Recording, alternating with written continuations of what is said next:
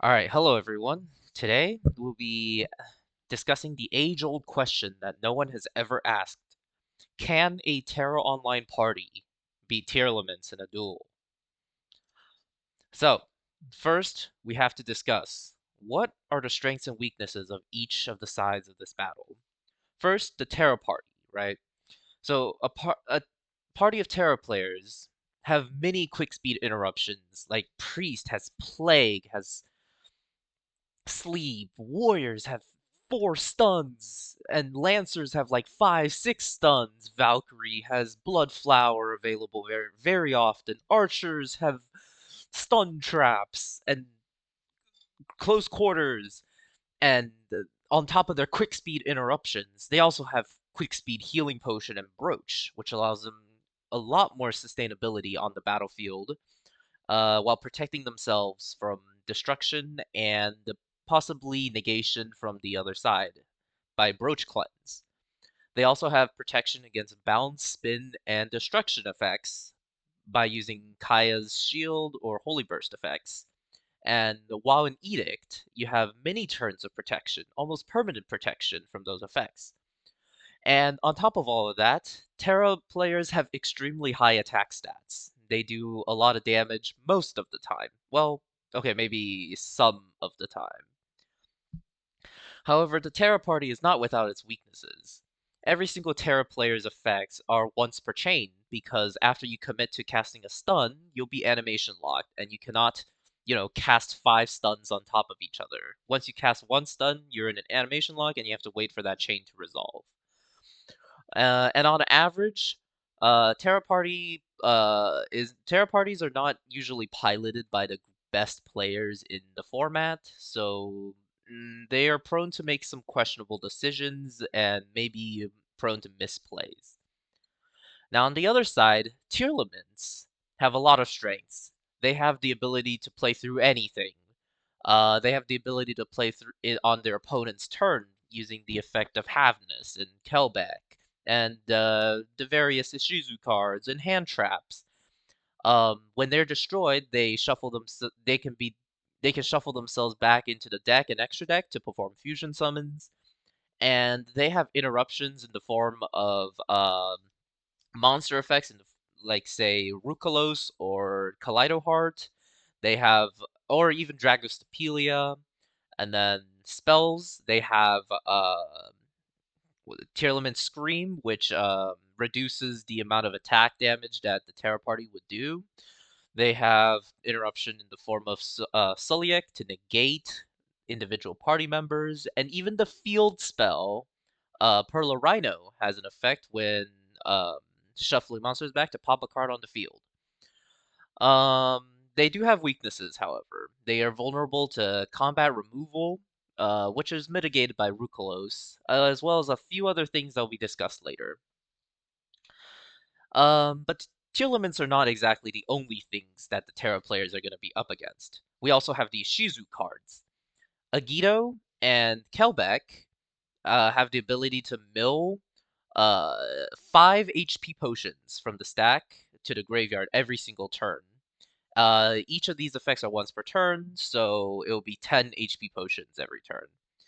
And if we're going by the rules of D&D, a turn takes 6 seconds. So every 6 seconds, the Terra player could potentially lose 10 HP potions from their inventory. We also have Keldo and Mudora, whose effects will allow them to target dead party members on the ground and to shuffle them back to High Watch, which effectively forces the Terra party to LFG for new party members. Obviously, a very devastating effect should any Terra players die.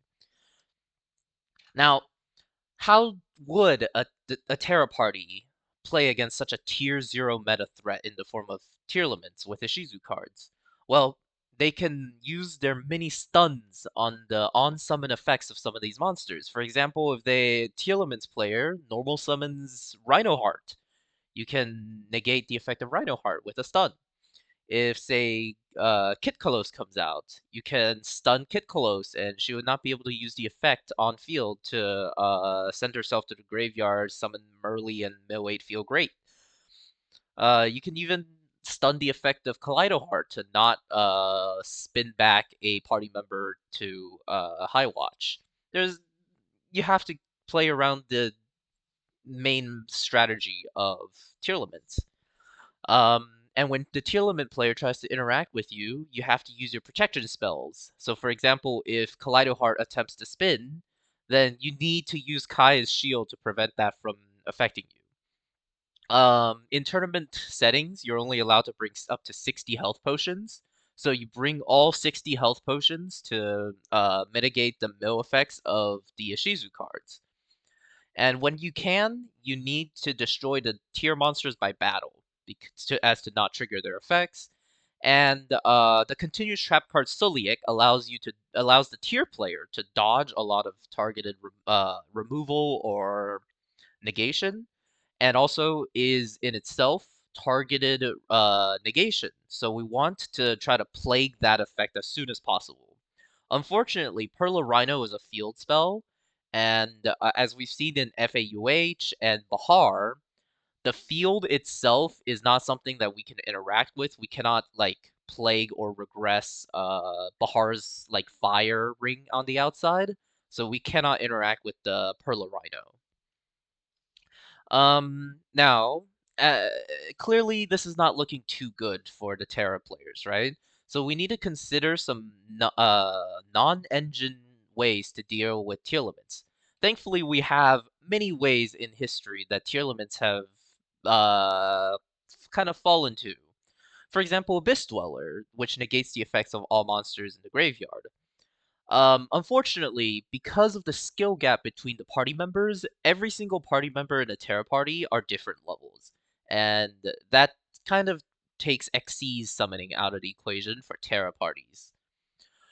What about Shifter? Shifter causes every single card sent to the graveyard to be banished instead.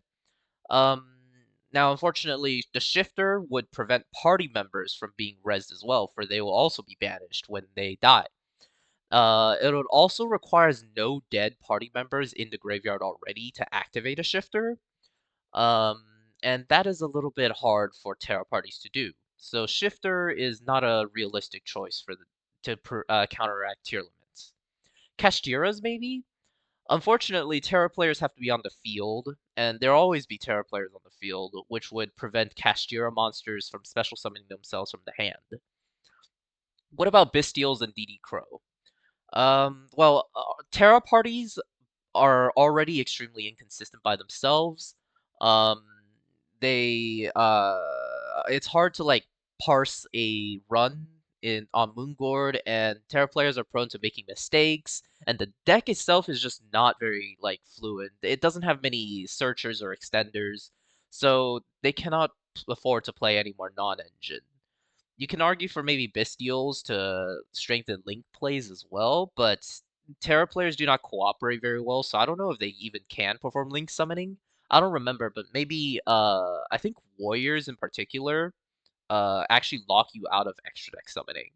So that might also be out of the question. But Bestials maybe have potential.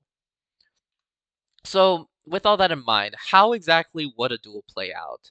So, first, a Terra player would enter the dungeon, right?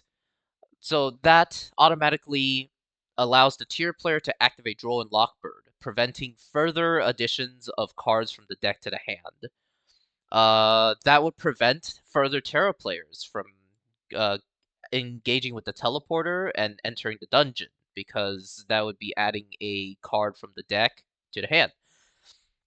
So now that's quite unfortunate, but the one Terra player already in the dungeon might be able to do something. So he activates a Nostrum to increase his stats, increase power by a lot, increase endurance and CDR. Very strong effect. However, the Tearlament player then chains Havness, which allows them to kick off their entire play and make Kaleido Heart. And with Kaleido Heart's effect, they target the player and spins them away to High Watch. And since there are no more players in the dungeon, the Tearlaments would win. So in the end, can a Terra Party beat Tearlaments? No. Thank you for watching. Hope this was worth your time, because it certainly was not worth my time. Bye bye.